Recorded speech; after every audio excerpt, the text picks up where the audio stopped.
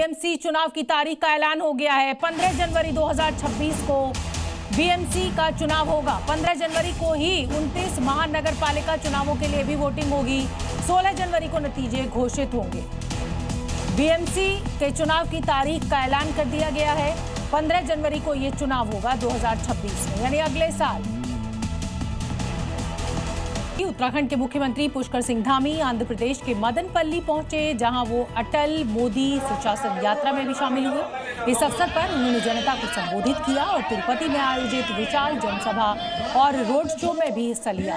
दक्षिण भारत में मुख्यमंत्री धामी की लोकप्रियता कोई नई बात नहीं है। चुनावी दौरे में भी वो एक प्रभावशाली स्टार कैंपेनर के रूप में सामने आए हैं। उनकी छवि एक ऐसे नेता की बन चुकी है जो केवल बयान नहीं देता बल्कि फैसले लेकर उन्हें जमीन पर उतारता है। अपराध के खिलाफ जीरो टॉलरेंस, समान नागरिक संहिता जैसे साहसिक कदम और सुशासन की स्पष्ट नीति आज कई राज्यों के लिए प्रेरणा बनी है। ये तस्वीरें आप देखिए। पुष्कर धामी मदनपल्ली आंध्र प्रदेश में मौजूद हैं। तिरुपति में रोड शो किया है पुष्कर धामी ने। साउथ में अच्छे खासे लोकप्रिय नेता रहे हैं पुष्कर धामी। और देखिए, हिंदी पट्टी के राज्यों के साथ साथ दक्षिण भारत, महाराष्ट्र और गुजरात में सीएम धामी की मजबूत उपस्थिति ये दर्शाती है कि वो प्रधानमंत्री नरेंद्र मोदी के विजन को प्रभावी ढंग से आगे बढ़ा रहे हैं। उत्तर प्रदेश में क्राइम कंट्रोल करने के लिए मुख्यमंत्री योगी आदित्यनाथ का एक्शन लगातार जारी है। हर दिन कहीं ना कहीं जहां अपराधी मिल जाए या फिर जहां अराजकता फैलाने की कोशिश हो, वहां उत्तर प्रदेश पुलिस तुरंत बदमाशों के इलाज में जुट जाती है। अब उत्तर प्रदेश में इनामी होने का सीधा मतलब है कि सरेंडर नहीं किया तो फिर ऑपरेशन लंगड़ा होगा। आज अभी पूरा दिन भी नहीं बीता है कि उत्तर प्रदेश पुलिस ने 2 जिलों में बदमाशों को उनकी जगह दिखा दी। अपराधियों की क्राइम हिस्ट्री और पुलिस ने कैसे चलाया ऑपरेशन लंगड़ा, हमारी ये डिटेल्ड रिपोर्ट देखिए।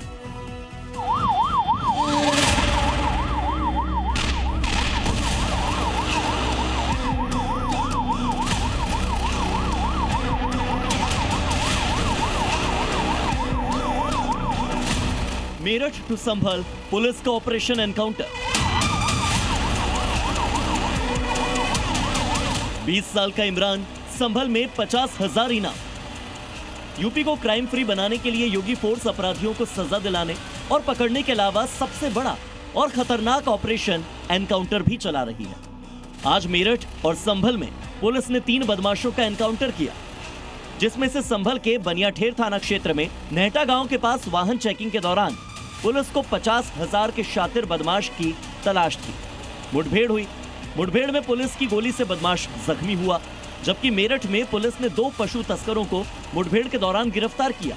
आसिफ और रमजान पुलिस पर फायरिंग कर भागने की फिराक में थे, लेकिन जवाबी कार्रवाई में आसिफ के पैर में गोली लगी और दोनों बदमाशों का इलाज अभी जारी है।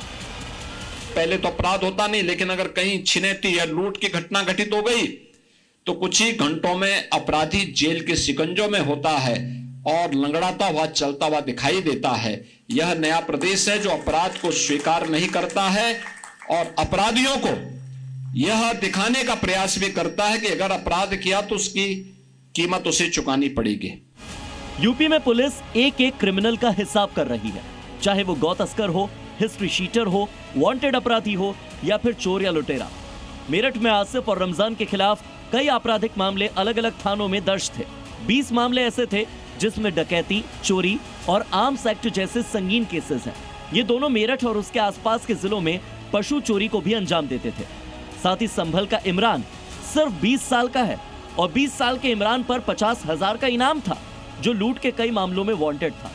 गिरफ्तारी के लिए डीआईजी ने 50,000 का इनाम घोषित किया था। पिकअप ट्रक में मौजूद 2 व्यक्तियों द्वारा पुलिस टीम पर फायर खोला गया, जिसमें आत्मरक्षा पुलिस टीम ने भी इन पर फायर खोला, जिसमें एक व्यक्ति जिसका नाम आसिफ है, इसके पैर में गोली लगी है। इसको उपचार हेतु अस्पताल में भर्ती भी कराया गया है। वह दूसरा व्यक्ति जिसका नाम रमजान है, इसको भी मौके से गिरफ्तार किया गया और इनके पास से 2 अवैध तमंचा भी बरामद किए गए। फिलहाल इन तीनों ही बदमाशों को पुलिस ने उनकी सही जगह पर पहुंचा दिया, जेल की सलाखों के पीछे। योगी सरकार की जीरो टॉलरेंस की नीति अपराधियों पर लगातार शिकंजा कस रही है। मेरठ से लेकर संभल तक चले इस ऑपरेशन में बदमाशों को पुलिस ने सबक सिखाकर जेल पहुंचा दिया है। यूपी में अब क्राइम करने वालों की जगह सिर्फ जेल है। संभल से सुनील सिंह की रिपोर्ट, जी मीडिया।